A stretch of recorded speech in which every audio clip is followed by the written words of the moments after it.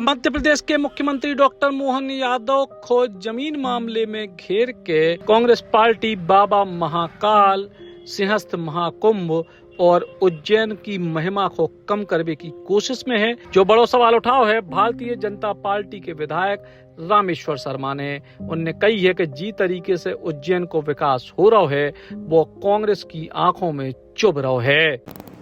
देखिए, पवन खेड़ा जी हों या जीतू पटवारी जी हों या उनके अन्य नेता हों, मैं सबसे आग्रह पूर्वक ये निवेदन कर देना चाहता हूं कि देखो, राजनीति करो पर राजनीति में तुम धर्म को निशाने पर मत लाओ।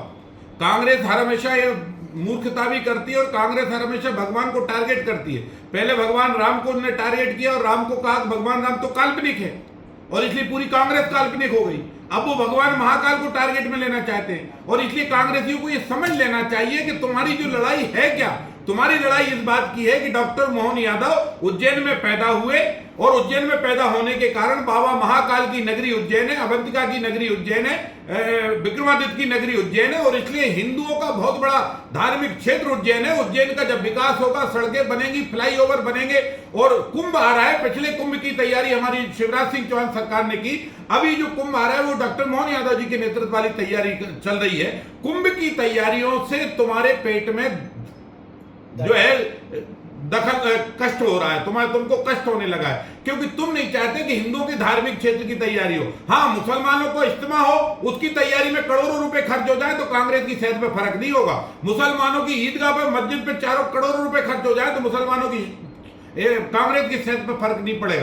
कांग्रेस की सेहत पर तब जरूर फर्क पड़ेगा क्योंकि जब उज्जैन में पैसा लगेगा, डेवलपमेंट होगा तो हिंदू जय जयकार करेंगे, हिंदू जय जयकार करेंगे तो कांग्रेस खत्म होगी। और इसलिए कांग्रेस के टारगेट पर, निशाने पर सनातन है और ये सनातन को निशाने पर लेने वाली कांग्रेस समझ ले। पहले अपने गिरमान में झाके।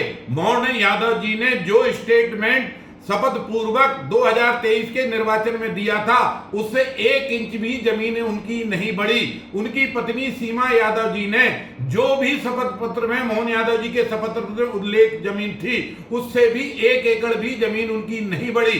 इसलिए कांग्रेस भ्रांति पैदा करना बंद करे, कांग्रेस प्रदेश की जनता को गुमराह करना बंद करे।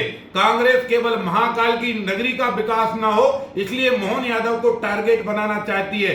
लेकिन मैं कांग्रेसी नेताओं से कहना चाहता हूं कि तुम्हारा नेता, जो नेता प्रतिपक्ष लोकसभा में है, राहुल गांधी, वो तुम्हारी पार्टी के पेपर की संपत्ति खा गए। उस पर जेल में जाने से बचे जो है कोर्ट के जमानत पर है।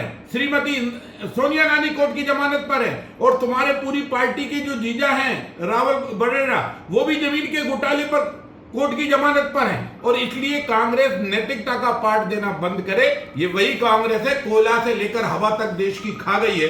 लेकिन भारतीय जनता पार्टी ये शपथ पूर्वक कहती है हमारा नेता ईमानदारी से काम जनता का करता रहेगा, सड़कें बनवाता रहेगा। महाकाल से लेकर पूरे प्रदेश का विकास में, किसान के, मजदूर के और नौजवानों के विकास में हमारी सरकार दिन रात लगी रहेगी। कांग्रेसियों, कान खोलकर सुनो, ना तो बाबा महाकाल को टारगेट करो, ना भगवान राम को टारगेट करो।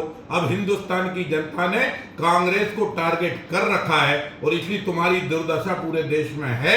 तुम जब ये टारगेट करोगे तो अंतिम में तुम्हारा अंतिम ही सांस ली जाएगी। अब तुम देश की राजनीति करने योग्य नहीं रहोगे क्योंकि तुम्हारा विरोध मोहन यादव से कम, सनातन से ज्यादा है। दरअसल एक मीडिया रिपोर्ट के हवाले से कांग्रेस ने मुख्यमंत्री मोहन यादव पे आरोप लगाओ कि उनके और उनके परिवार की जमीनों में बड़ी वृद्धि हो रही। हालांकि मुख्यमंत्री डॉक्टर मोहन यादव, उनकी पत्नी और उनके बेटा के नाम पे जमीन में कोनो वृद्धि नहीं भई। ये बात की पुष्टि उनके लोगों के द्वारा करी गई है।